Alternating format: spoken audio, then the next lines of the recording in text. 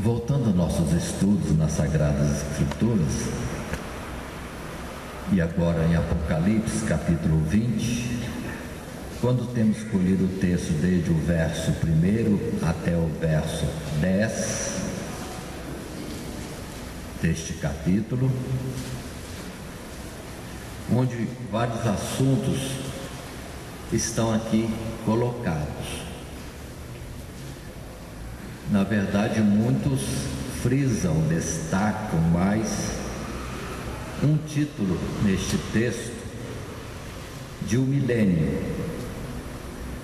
Mas nós estamos considerando que aqui temos vários assuntos importantes, como no início dos versos, e isto fazendo parte já de um estudo anterior. Estamos na terceira parte, frisemos isso. Na primeira estivemos estudando os versos 1, 2 e 3, onde a ênfase é a prisão de Satanás. E consideramos naquela oportunidade primeira que a prisão de Satanás já está em curso. O início dos 1000 anos em que Satanás estaria preso é contado desde a sua queda nos céus, ainda que a queda ele mesmo não viu, porque achava estar muito bem ao ir para a banda do norte e ali fazer um reino, que na verdade era uma disputa ou uma adversidade a Deus, querendo ele ser igual a Deus. Mas a palavra nos diz em Isaías 14, em Ezequiel 28, que se ele pensava estar subindo, na verdade, e aos olhos de Deus, estava caindo para um grande abismo, um profundo abismo. E pegando a palavra também em 2 Pedro, nós vimos no capítulo 2, que isso Pedro já colocou, tal qual no passado já houve atuação de juízos de Deus, como por exemplo na destruição do mundo no tempo de Noé, como também Sodoma e Gomorra e outros exemplos de juízos já realizados por Deus. Satanás também já está na mesma citação de um juízo já estabelecido. Lembrando que Jesus disse: o príncipe deste mundo já está julgado. Muito bem, e consideramos largamente este assunto naquele estudo. Depois passamos para os versos 4, 5 e 6, onde na continuidade dos mesmos 1000 anos, se fala de um tempo em que há o viver e o reinar com Cristo. Há um tempo também em que, nos mesmos 1000 anos, muitos mortos não vivem e não reinam com Cristo, sendo mortos. Pelo que, na verdade, temos o assunto de uma primeira ressurreição nesses mesmos 3 versos, 4, 5, 6, da chamada primeira ressurreição, que é o aceitar a fé e passar da morte para a vida, é a verdadeira conversão ao Senhor nosso Deus, por Cristo Jesus, passando para a vida. E quem verdadeiramente está em Cristo, este não morre mais, sobre ele não há mais poder da morte, ou a morte sobre ele não tem mais poder, e viveu o tempo da sua existência, ou se é hoje, vive hoje o tempo da sua existência, reinando com Cristo e vivendo naturalmente com Cristo. Tanto que Paulo chegou a dizer: não mais vivo eu, mas Cristo vive em mim. A vida que agora tenho, viva na fé do Filho de Deus. São expressões que corroboram com esta colocação. Mas tudo isso acontecendo nos mesmos 1000 anos. A palavra milênio, destacamos naquela oportunidade, e na segunda oportunidade não é citada a palavra milênio, mas o tempo de 1000 anos. E observem que fechamos o assunto no segundo estudo com a apresentação daquilo que a Bíblia diz, de 1000 anos em que se vive e que se reina com Deus, que é justamente a aceitação da fé, e um tempo de mesmo 1000 anos em que aqueles que, ouvindo o Evangelho, não aceitam, permanecem na morte, os mesmos 1000 anos, de onde também vimos que esse 1000 anos é todo o período da graça, mas esse período da graça termina, acaba-se. Os 1000 anos da prisão de Satanás termina, os 1000 anos da oportunidade de alguém que está morto em pecado e ofensa vir à vida por Cristo Jesus termina, e os que estão mortos continuam mortos, e esse período também vai terminar. Mas no verso 6 temos o destaque: acabando-se 1000 anos, um período, entretanto inicia-se outros 1000 anos, que é o tempo já futuro, em que aqueles que são de Cristo viverão futuro e reinarão futuro com Cristo, ou com Deus na eternidade, sendo reis e sacerdotes. Então esses dois períodos, 1000 anos, se há tanta discussão de 1000 anos, imagina agora se colocarmos dois períodos, que a Bíblia figuradamente coloca de 1000 anos. Mas prossigamos, vamos discorrendo na palavra. E temos hoje a proposta de avançar no nosso estudo, entrando agora nos versos 7 até 10 de Apocalipse 20, repetimos. Versos esses que dizem assim: e acabando-se os 1000 anos, Satanás será solto da sua prisão e sairá a enganar as nações que estão sobre os 4 cantos da terra, Gog e Magog, cujo número é como a areia do mar, para as ajuntar em batalha. E subiram sobre a largura da terra e cercaram o arraial dos santos e a cidade amada, mas desceu fogo do céu e os devorou. E o diabo que os enganava foi lançado no lago de fogo e enxofre, onde está a besta e o falso profeta, e de dia e de noite serão atormentados para todo sempre. Paremos então na leitura e vamos entrar no nosso estudo, na nossa consideração.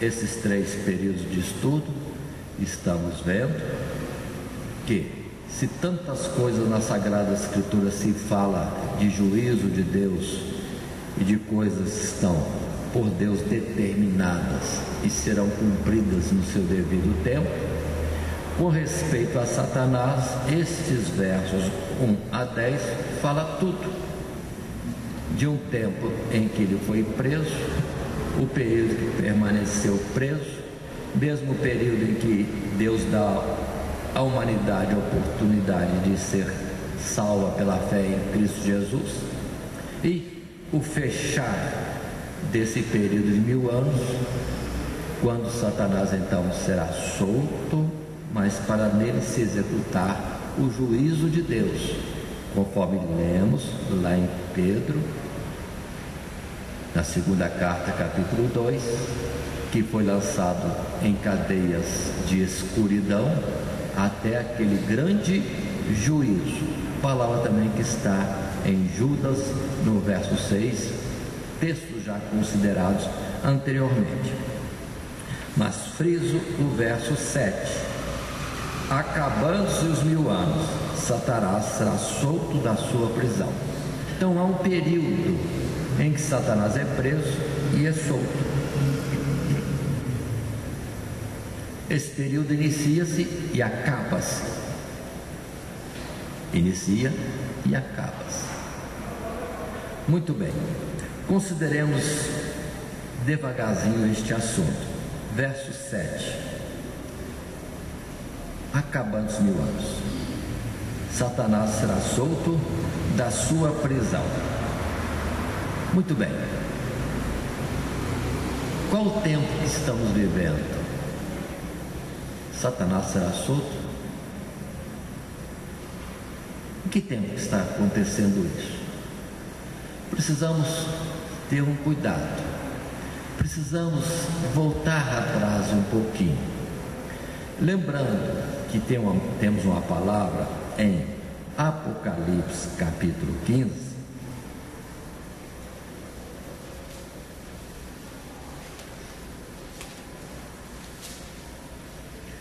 Quando observem, já se passou, ou melhor dizendo, já se descreveu uma sequência de fatos ou desígnios de Deus, referindo-nos ou referindo Deus, falando Deus para nós, a respeito dos 7 selos que são abertos por Cristo Jesus. Significa coisas estabelecidas, decretadas e que aos poucos vão sendo reveladas para nós. Mas depois, terminados esses selos, entram as trombetas. E justamente na 7ª trombeta vem a revelação do capítulo 12 da manifestação de Cristo Jesus na face da terra, o Messias, e nele se executa o sacrifício de expiação dos nossos pecados, e ele, depois de morto, sepultado, ressuscita e é recebido nos céus, e Satanás é derribado dos céus à terra. Não esqueçamos deste verso, é o verso 9, e foi precipitado, Apocalipse 12 inicialmente, e foi precipitado o grande dragão, a antiga serpente, chamado Diabo e Satanás, que engana todo mundo, e foi precipitado na terra, e seus anjos foram lançados com ele. Mas eu citei o capítulo 15, querendo dizer, falar sobre o tempo do verso 7, Satanás será solto.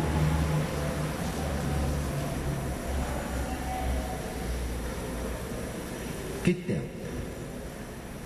Depois de toda a revelação que citei, e que Jesus já cumpriu o seu ministério, subiu ao céu e Satanás já foi derribado, acontecimentos são ainda descritos na 7ª trombeta.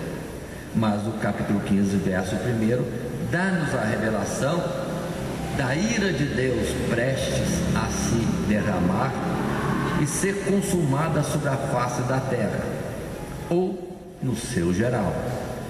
Diz a palavra: e vi outro grande e admirável sinal no céu, 7 anjos que tinham as 7 últimas pragas, porque nelas é consumada a ira de Deus.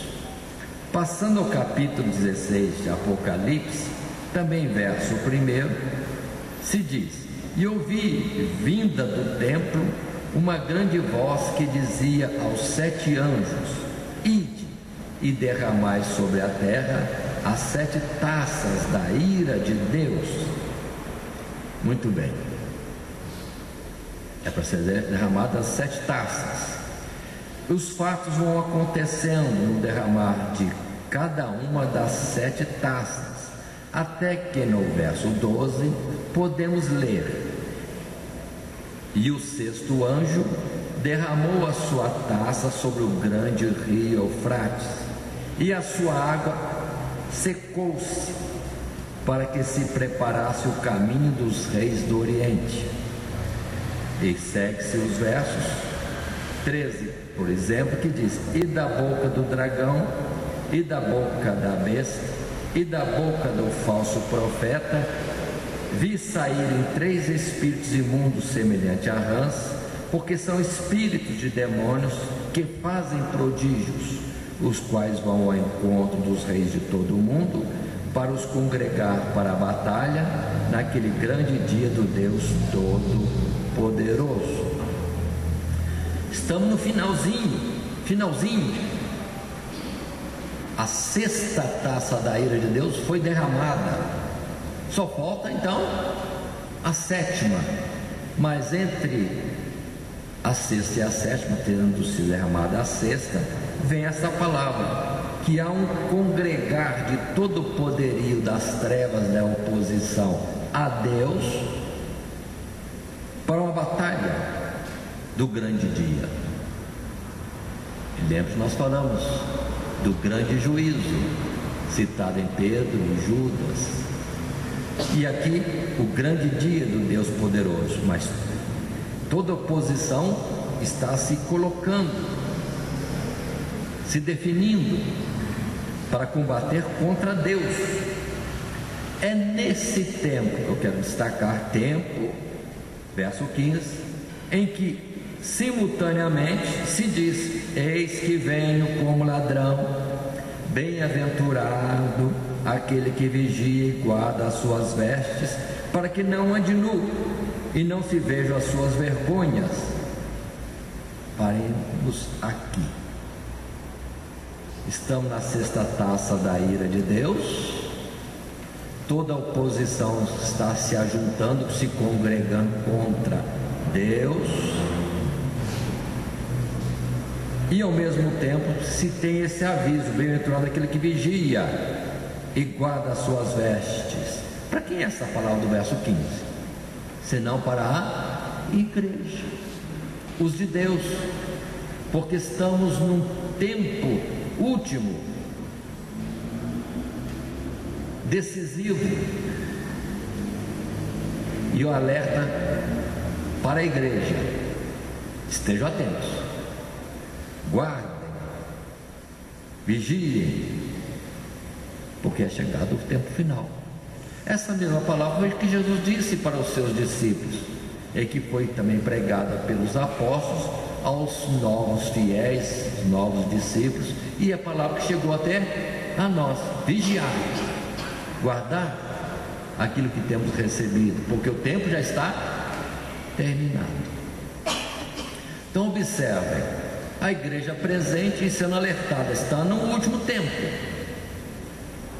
e todo o poderio do mal se congregando.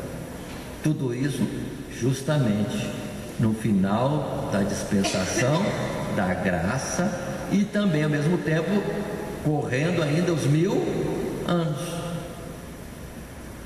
O congregar aqui, atentem, por estudos outros que nós já temos feito, do dragão e da boca da besta e da boca do falso profeta, vi saírem 3 espíritos imundos semelhante a rãs. Quem são o dragão? Acabamos de ler em Apocalipse 12, verso 9, é Satanás. Quem é a besta? Já temos considerado, Apocalipse 13, é todo o sistema de governo no mundo que se opõe a Deus. Na verdade, todo mundo é contra Deus. Jesus já disse isso no passado: o mundo me aborreceu.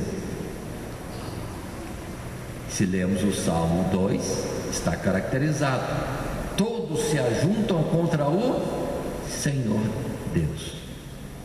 Querem romper as ataduras, querem lançar fora o jugo que é de Deus, porque na verdade Deus domina e não quer o domínio de Deus. É aquela parábola que Jesus disse que iria ele para um lugar buscar um reino, ou tomar posse de um reino, e todos os seus súditos disseram: não queremos que este reine sobre nós. O mundo não quer que Deus domine sobre eles, que Jesus seja o seu rei. Mas Satanás e o sistema de governo do mundo se opõem. E o terceiro elemento, falso profeta. A palavra mesmo já diz, falso profeta, que lá atrás, no capítulo 13 de Apocalipse, foi apresentado como sendo todo aquele que se coloca ao lado da besta, ao lado do dragão, em oposição a Deus. Aí nós temos falso profeta, besta que saiu da terra. É justamente aqueles que deveriam ensinar a verdade, mas preferiram ensinar a mentira. Em vez de ser profeta do Deus Altíssimo, falando aquilo que procede de Deus, preferiram ser falso, ainda que profeta falso, ensinando o mundo a prestar culto à besta, esquecendo que o rei estabelecido é Cristo Jesus. São as falsas religiões, todo sistema religioso que se coloca a favor do Estado e não a favor de Cristo. E lembremos que em Atos capítulo 4, já foi citado no nosso estudo, que os discípulos, estando reunidos com Pedro e João, que trazia a notícia: proibido de pregar o evangelho em Jerusalém. Quem proibia? Os judeus. Aí os discípulos, orando ao Senhor, dizem: conforme aquilo que predisseste, todas as nações e também Israel se colocaram contra o Senhor e contra o seu ungido. Mas então observe, o dragão, a besta e o falso profeta se colocam contra Deus, congregando todos os reis, todos os domínios da terra. Observe os versos que temos 14. Vão ao encontro dos reis de todo o mundo para os congregar para a batalha. E no verso 15, a igreja está presente e com alerta: guarda o que tens, guarda o que tens. Muito bem, nessa sequência destes versos, podemos ver que a batalha vai acontecer e haverá uma destruição total, porque já no verso 20, ou podemos ler o verso 19: e a grande cidade fendeu-se em 3 partes, e a cidade das nações caíram, e da grande Babilônia se lembrou Deus para lhe dar o cálice do vinho da indignação da sua ira. E toda a ilha fugiu, e os montes não se acharam. Até aqui. Aqui se representa então o fim do mundo, em que todo o poder dos governos e todas as religiões falsas, com todos aqueles que congregaram com eles, serão destruídos. É o fim do mundo. É quando naturalmente a igreja não estará aqui, porque é simultâneo o arrebatar da igreja e o fim do mundo, como foi também no dilúvio, que as mesmas águas que vieram para levar a arca, as mesmas águas trouxeram a condenação do mundo corrupto daquela época. É o mesmo fato que temos representado em Ló. Saindo Ló de Sodoma e Gomorra, veio a destruição de Sodoma e Gomorra. Assim também no fim do mundo, o Senhor vai destruir tudo, não vai se achar mais nada, porque como panos velhos vão ser rolados todos os sistemas que temos acima de nós e a própria terra, e lançados fora, porque para mais nada servem. E com isso tudo é destruído. Observe, aqui está representado o fim do mundo, todos congregando contra Deus, em batalha contra Deus, mas é o fim. Isso é repetido, a Bíblia tem o costume de repetir, e é repetido no capítulo 19, é falado outra vez, de outra forma.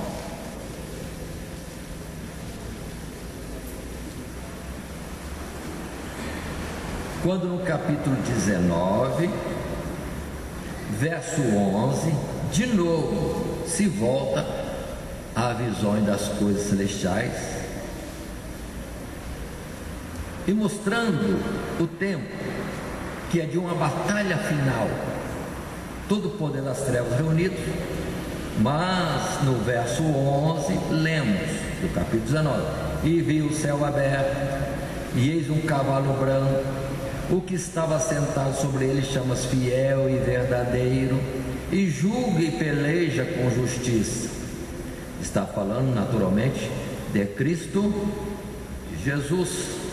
Ele é o Senhor.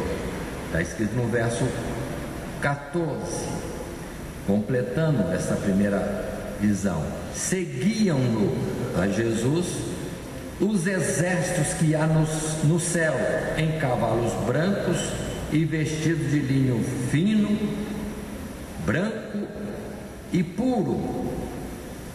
E observa o verso 16: e na veste, na sua coxa, tem escrito este nome: Rei dos Reis e Senhor dos Senhores. Por favor, atentem bem. Isso aqui é o congregar dos céus para a batalha final contra os que estão congregados contra Deus. Enquanto aqui se representa os exércitos do céu, todos bonitinhos em cavalos brancos, todos vestidos de branco, linho fino, branco e puro. Imagina esse exército celestial, alvo, resplandecente, com Jesus comandando. Ele, Rei dos Reis e Senhor dos Senhores, completando a visão do capítulo 16 que vemos, em que o outro lado, qual é a visão do exército que tem lá? Vendo do outro lado, na visão espiritual, visão de Deus, lá está um dragão, uma besta e outra besta, e todos que o seguem. Que diferença de exército! Um limpo, puro, resplandecente, e o outro feio de dar medo. Mas o poder está com Deus. Ele é Senhor dos Senhores. Isso se repete aqui mesmo no capítulo 19, quando lemos um pouquinho mais à frente.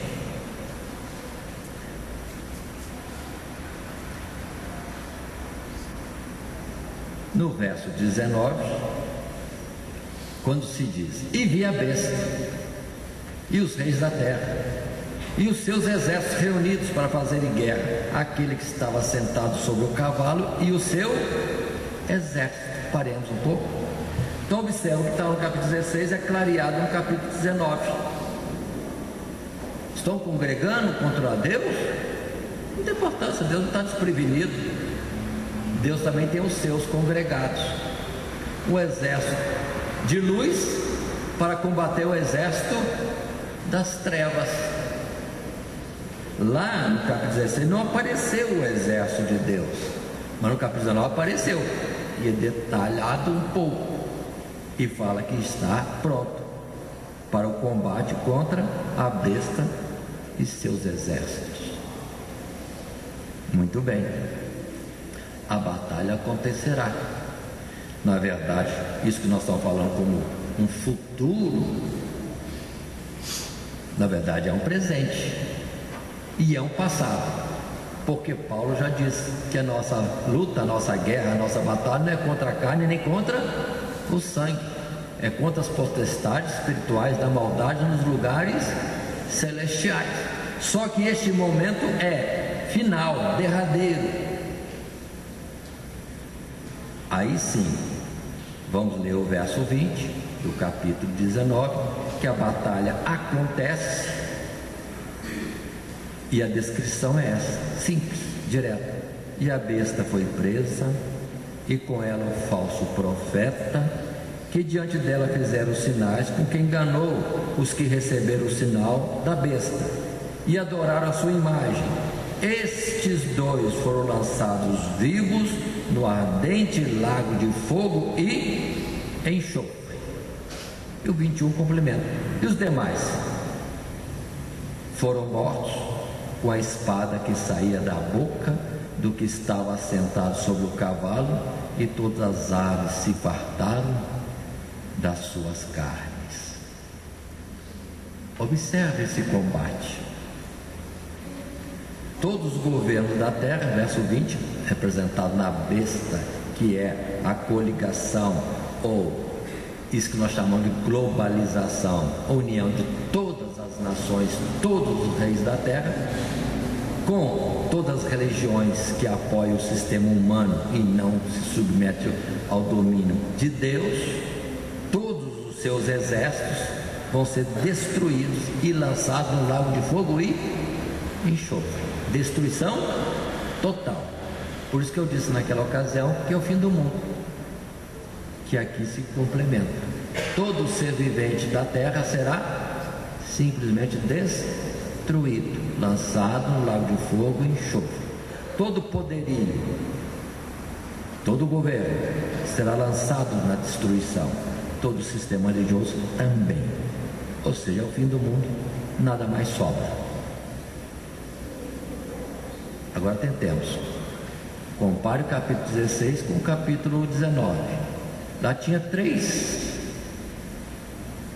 fazendo todo o movimento, arregimentando todos para o combate contra Deus. Quais são os 3 mesmo? O dragão, a besta e o falso profeta. Mas no capítulo 19 só dá a destruição de 2. Está faltando um. Qual que está faltando? O dragão. Aí vamos entender que a destruição primeira, quando houver o fim do mundo, será de todo ser humano, de tudo aquilo que Deus criou na face da terra e nesse universo.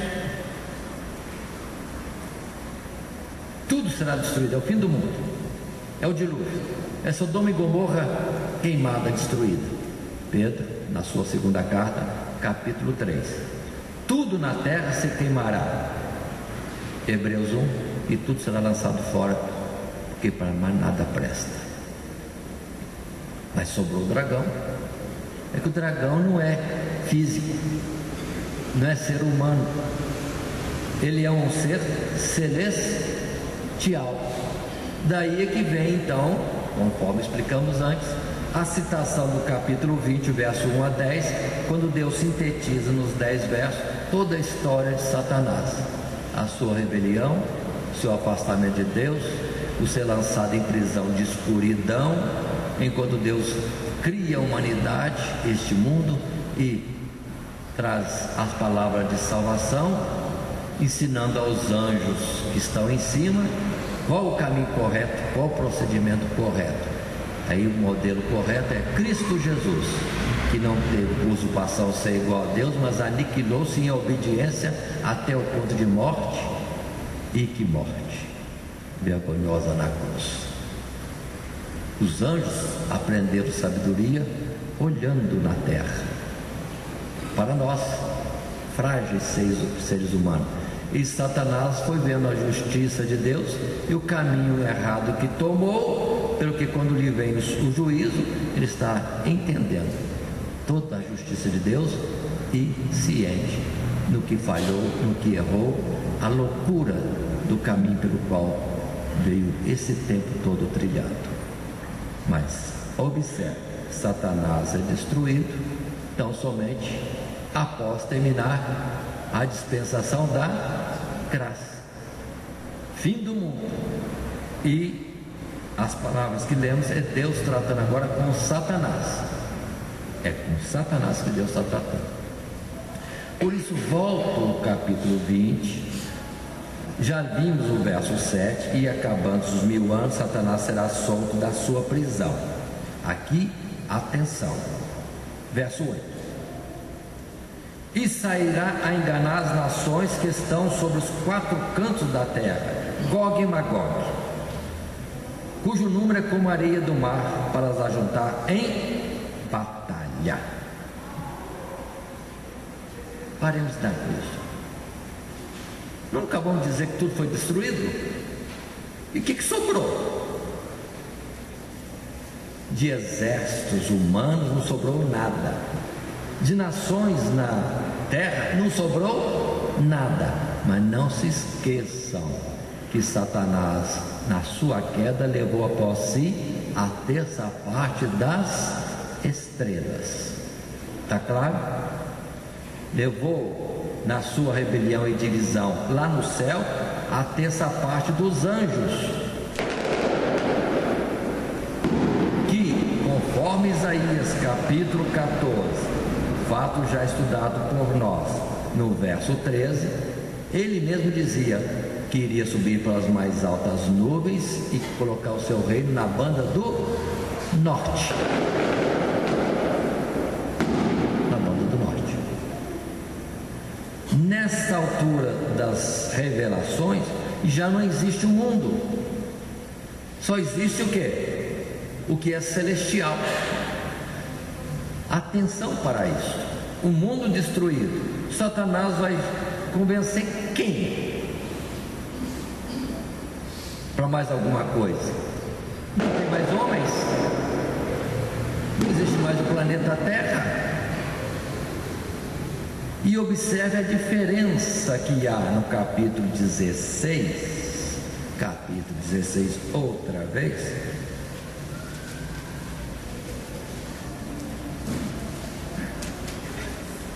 Verso 14, que lá no capítulo 16, quando o dragão, junto com a besta e o falso profeta, estão ajuntando os seus adeptos para combater contra Deus, ele está congregando os reis de todo o mundo. É esfera humana. Mas quando entra no capítulo 20, verso 8, ele congrega Gog e Magog. Por que esse nome Gog e Magog?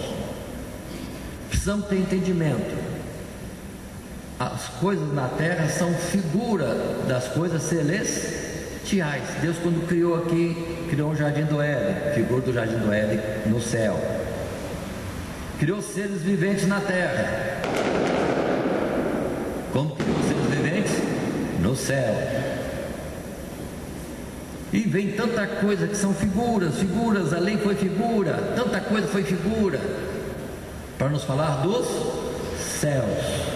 Nós temos a ideia. Assim como na terra tem nações, lá no céu também tem nações. A multidão de anjos é muito grande, o que Deus fez. Mas lembre que terça parte já foi para a banda do norte. E lá construíram, então reinando, e estão nas suas nações da banda do norte. E a quantidade deles é muito maior do que todo este mundo aqui. Quantos habitantes temos no mundo hoje? Quantos? 7 bilhões. Mas o número de anjos é muito maior do que isso. Muito maior.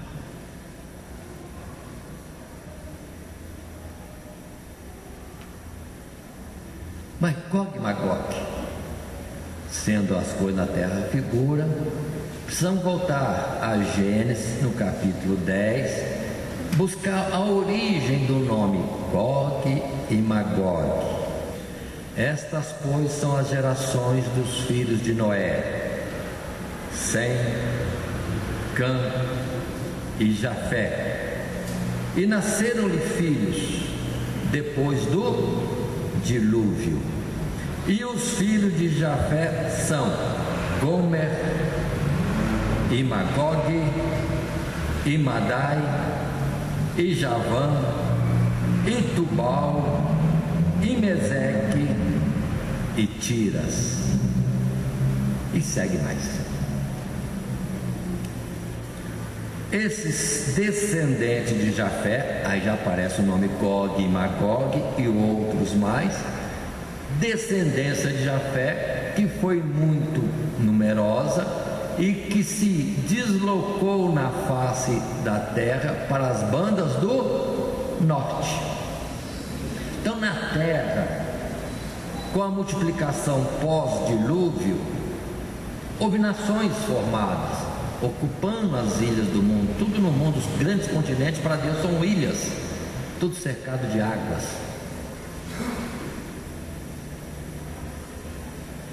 E dessas nações temos aquelas que foram para o norte, aquelas que permaneceram na mesma região da Ásia, do Oriente Médio, os que se deslocaram para Canaã e África,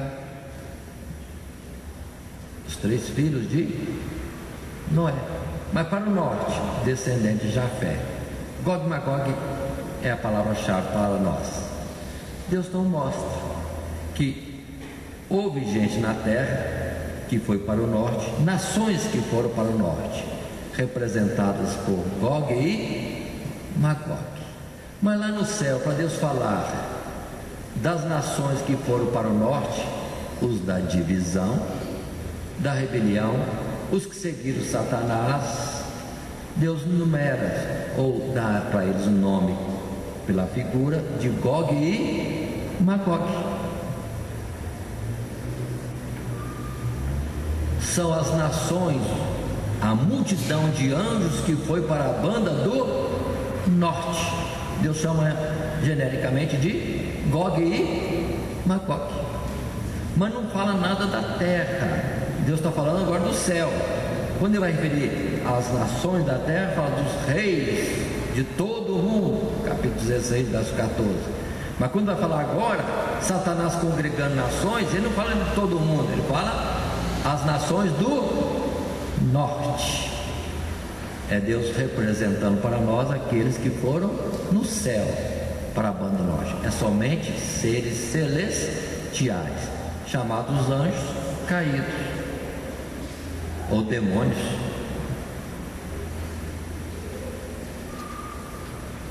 E Satanás é solto no verso 7. No verso 8 ele volta para a sua comunidade, agora sim, congregando na ordem celestial para uma outra batalha. Essa já não foi final, na terra foi, mas vai lá no norte congregar outros. Aí eu preciso fazer a citação de Ezequiel capítulo 38. Podemos abrir Sagradas Escrituras e observar ali, quando temos no verso 2, por exemplo, Deus falando para Ezequiel: filho do homem, dirige o rosto contra Gog, terra de Magog, príncipe chefe de Meseque e Tubal, e profetiza contra ele, e diz: assim diz o Senhor Jeová, eis que eu sou contra ti, ó Gog, príncipe chefe de Meseque e de Tubal. Paremos um pouco, preciso falar algo. O entendimento de muitos foi de que há um grupo de nações no norte e que vai se ajuntar para uma batalha, e muitos pensaram no sentido humano, achando que eram os países do norte, a Rússia e outros mais, que até chegaram a formar um grande grupo, a União Soviética.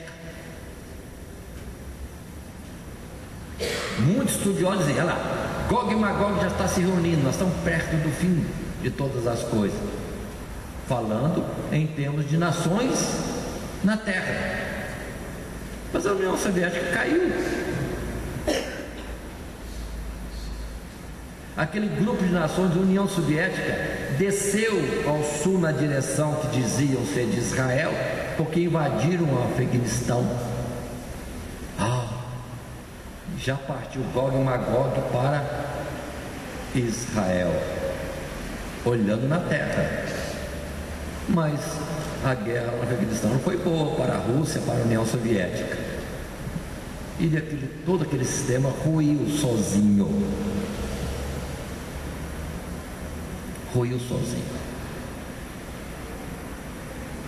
Nem chegaram perto do Israel terrestre. Muito bem, mas ele já estava profetizado, Deus dizendo que haveria uma convocação de Gog e Magog, capítulo 38. Leiamos ainda o capítulo 38, no verso 14.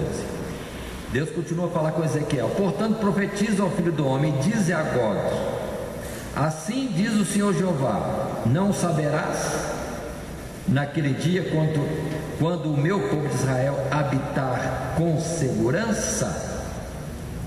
O povo de Israel habitar com segurança?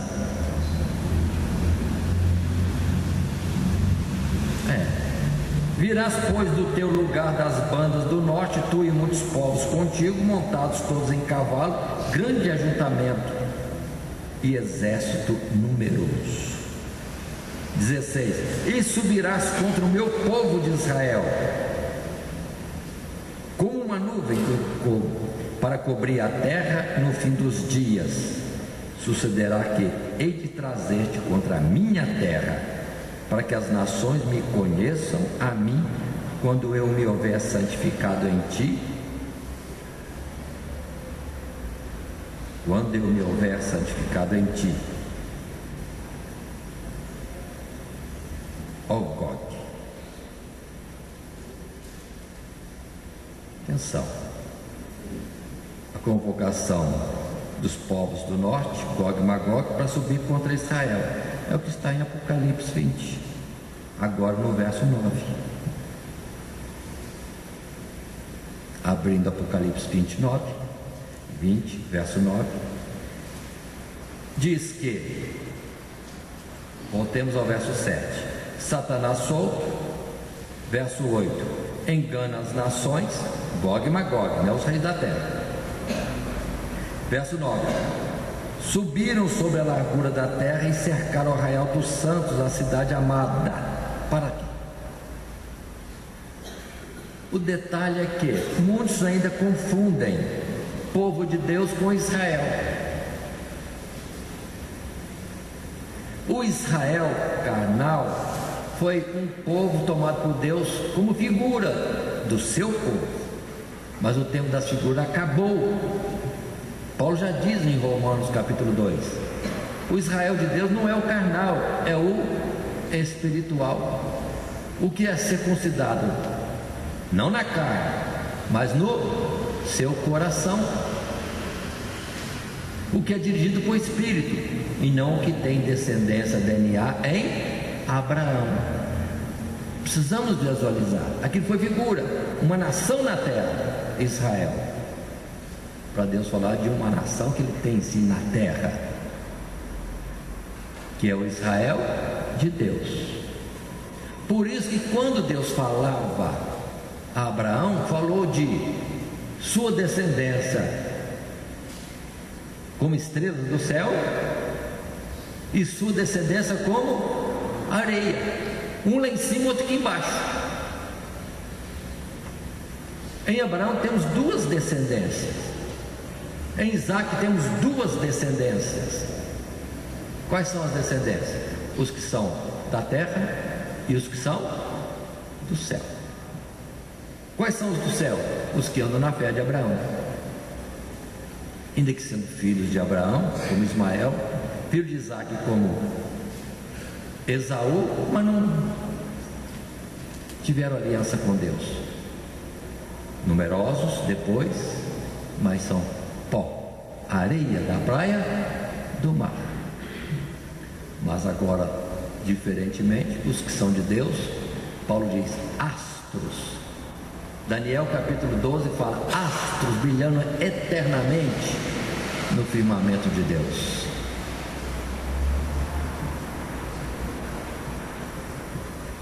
Então, de fato, como na terra Israel, povo humano, figurando o povo de Deus, era sempre atacado pelas nações, assim também espiritualmente, vão entender, por derradeiro lá no céu, todas as nações do norte vão querer combater contra a Jerusalém, a cidade amada, o arraial dos santos. Mas por favor, não é na terra, é no céu. Isso nós precisamos compreender. Agora, e nós? Nós, os salvos, a igreja do Senhor, lembre-se, já aconteceu o arrebatamento. Fim do mundo já aconteceu. E a igreja já subiu. Por isso diz arraial dos santos. Todos que são salvos em Cristo Jesus já estarão lá.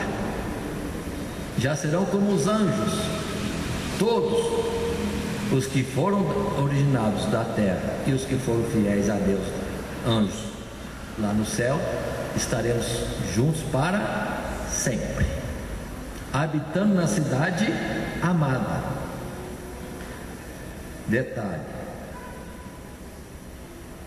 lá em Ezequiel capítulo 38 diz: a terra de Deus. Por falar terra de Deus, terra, o pessoal pensa que é aqui embaixo, mas a terra de Deus nunca foi aqui embaixo. Jesus mesmo disse: meu reino não é deste mundo.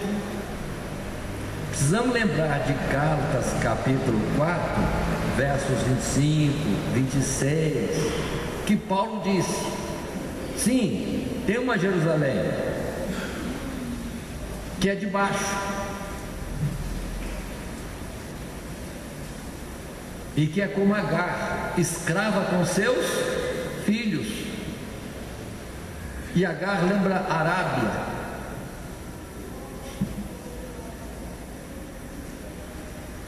Mas depois ele diz: mas a nossa cidade é no céu, é a Jerusalém livre. Vamos ler Gálatas capítulo 4. Ora, esta Agar é Sinai, monte da Arábia, que corresponde a Jerusalém, que agora existe, a terrena, pois é escrava com seus filhos. Mas a Jerusalém que é de cima é livre, a qual é mãe de todos nós. E o verso 31: de maneira, irmãos, que somos filhos não da escrava, mas da livre.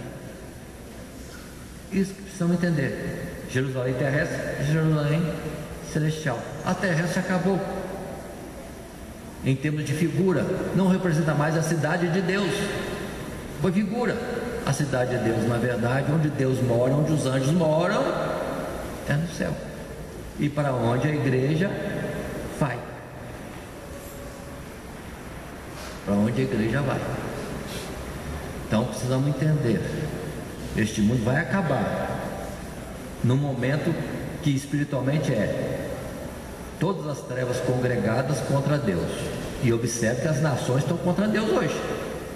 As leis todas estão sendo mudadas.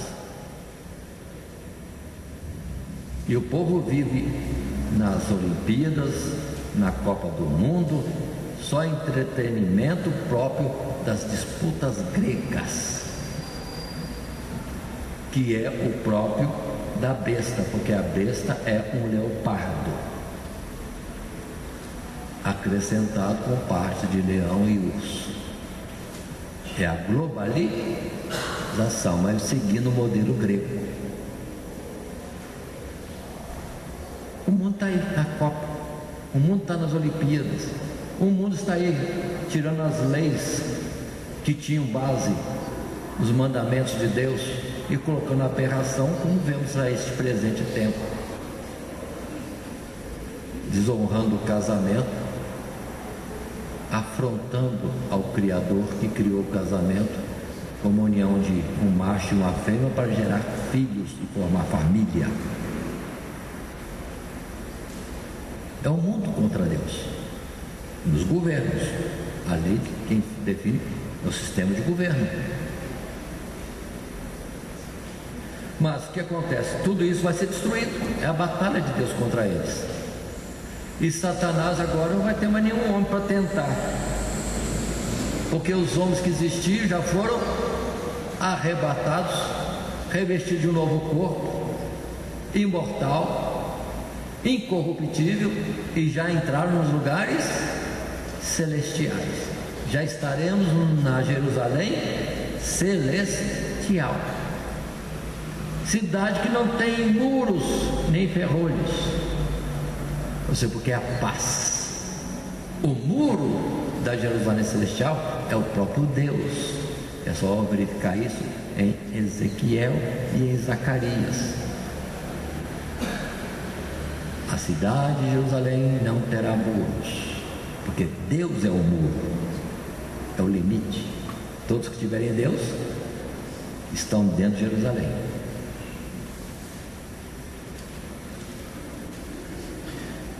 Por isso, no capítulo que lemos em Ezequiel 39, repito, diz: a terra de Deus não é essa, é aquela.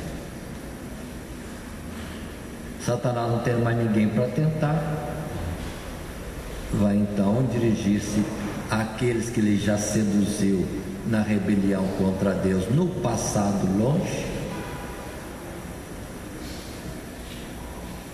e vão agora querer invadir o próprio céu de Deus. Verso 9, repito: subiram sobre a largura da terra e cercaram o arraial dos santos e a cidade amada. Mas agora o juízo: desceu fogo do céu e os devorou.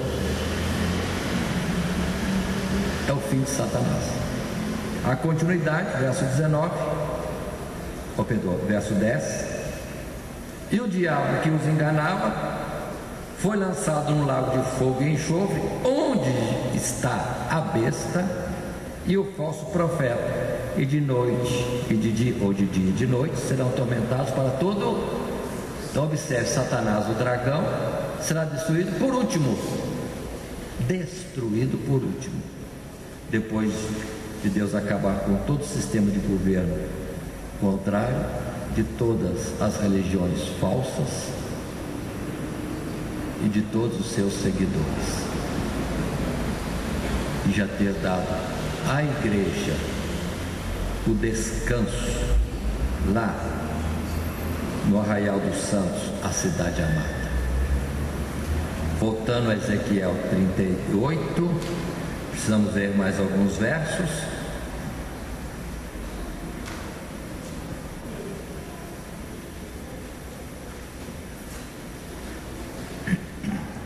Nós lemos o verso 15, ou podemos fazê-lo de novo, quando Deus, falando a Ezequiel, disse: mas a respeito de Gog e Magog. Vou ler o verso 14 também. Portanto profetiza o Filho do Homem, e dize a Gog: assim diz o Senhor Jeová: não o saberás naquele dia, quando o meu povo de Israel habitar com segurança, quando o Israel de Deus, espiritual, celestial, estiver morando no céu, muitos povos contigo, Gog e Magog, e as demais nações, montados sobre todos a cavalo, grande ajuntamento e exército numeroso. 16: subirás contra o meu povo de Israel como uma nuvem para cobrir a terra. Nos fins dos dias sucederá que hei de trazer-te contra a minha terra. É Deus falando. A terra é de quem? De Deus. Para que as nações me conheçam a mim, quando eu me houver santificado em ti, aos teus olhos, ó Gog. Atentem bem para isso.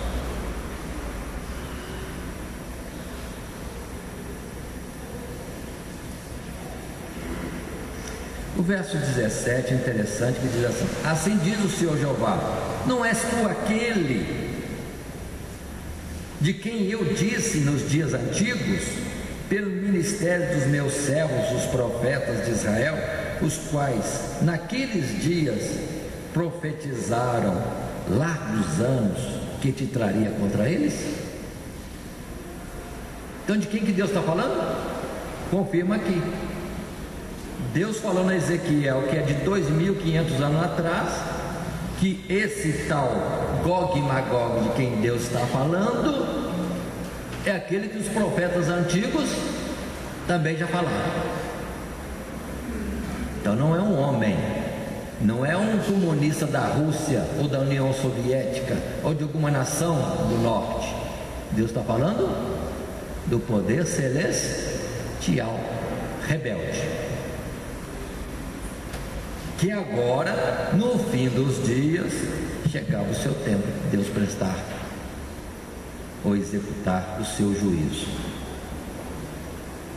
Verso 18: sucederá, porém, naquele dia, no dia em que vier Gog contra a terra de Israel, não terrestre, mas celestial, diz o Senhor Jeová, que a minha indignação subirá aos meus narizes, porque disse no meu zelo, no fogo do meu furor, que naquele dia haverá grande tremor sobre a terra de Israel.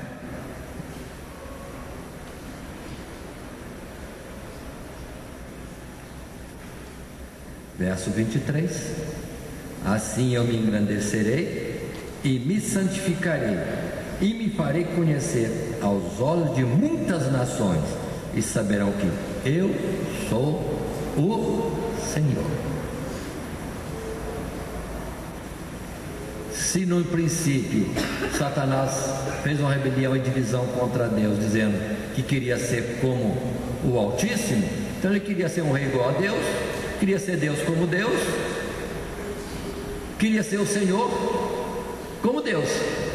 Agora Deus fecha todas as coisas, dizendo, mostrando para todas as nações que Ele, Jeová, aquele que é por toda a eternidade, Ele que é o Senhor, Ele que é Deus, e Satanás é destruído. Passando um pouquinho mais à frente, no verso agora 6 do capítulo 39, e enviarei um fogo contra Magog entre os que habitam seguros nas ilhas, e saberão que eu sou o Senhor. 11: e sucederá que naquele dia darei ali a Gog um lugar de sepultura em Israel, o vale dos que passam ao oriente do mar, e se espantarão os que por ele passarem, e ali sepultarão Gog e toda a sua multidão, e lhe chamarão o vale da multidão de Gog. E 12: e a casa de Israel os enterrará por 7 meses para purificar a terra. Voltando ao Apocalipse, esta é a revelação que temos nestes versos de 1 a 10, e hoje neste estudo, versos 7 a 10, em resumo simples, diretos. Acho importante considerar um verso em Ezequiel. Creio que eu não li este verso. Lendo o verso 10, Ezequiel 38. Satanás preso, e agora no verso 7, solto. Verso 10 de Ezequiel, capítulo 38. Assim diz o Senhor Jeová: e acontecerá naquele dia que terás imaginações no teu coração e conceberás um mau desígnio.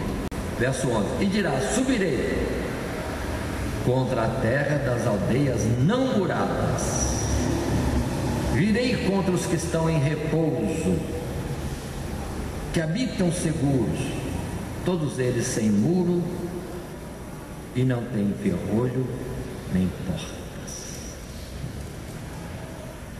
Agora eu vou falar com minhas palavras. Verso 7: acabando-se 1000 anos, no fim de toda a dispensação da graça, já aconteceu o fim do mundo, a igreja já foi arrebatada para o céu, para Jerusalém celestial. Aí Satanás não tem mais ninguém para tentar, e ele terá então uma imaginação. Está solto agora está solto. Vai ter imaginações nos seus pensamentos, vai convocar todas as nações do norte para atacar o céu de Deus, e é onde ele vai cair. Ou seja, de onde ele saiu em rebelião, tendo abandonado o posto dos lugares da habitação de Deus, Deus vai fazê-lo voltar e ali cair. é o juízo de Deus.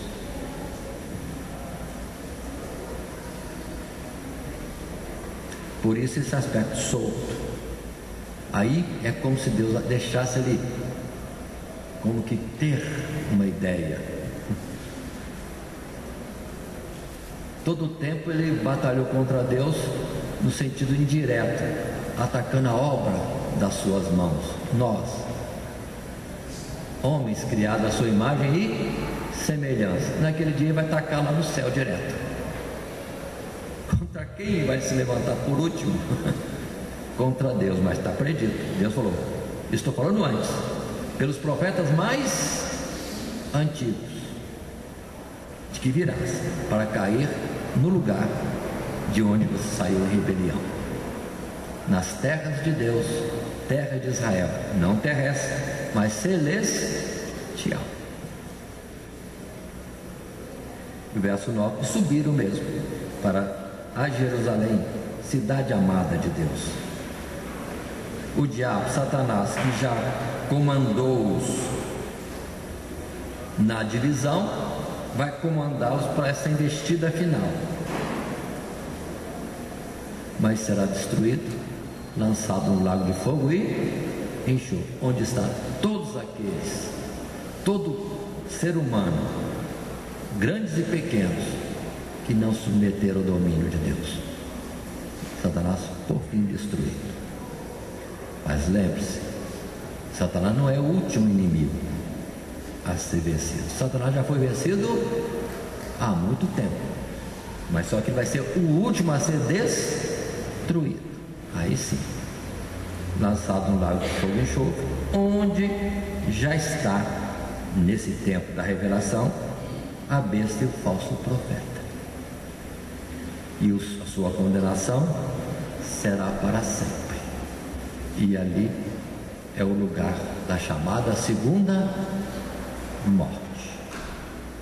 Aí a destruição é total e absoluta, ainda que representativamente se diz serão atormentados para todo o sempre, ou seja, é irreversível, sendo lançado no lago de fogo e enxofre. Portanto, irmãos, vamos entender, estamos vivendo os últimos dias na face da terra. Todas as nações já estão se congregando contra Deus. Cabe à igreja observar o verso que alerta: bem-aventurado aqueles que guardam as suas vestiduras, porque eis que vem como um ladrão. Ladrão vem sem aviso, mas parece que não é tanto assim não, que Deus está avisando o tempo todo que o fim já está chegando, em especial agora, na nossa geração, em que todos estão contra Deus, inclusive até o sistema religioso, porque prefere andar nas leis humanas do que guardar os mandamentos de Deus. Aí cuidado, porque até religiões renomadas que parecem ser o máximo de piedade, mas estão se dobrando às leis humanas, então já estão aderindo à besta e tomando a sua marca, o número que é seu, 666 e 6. Mas quanto a nós, a palavra é: guarda o bom depósito, né? Guarda a tua coroa, guarda o Espírito Santo, ou não entristeça o Espírito Santo de Deus, no qual estamos selados, marcados para o dia da redenção. Que Deus nos abençoe, por Jesus. Amém.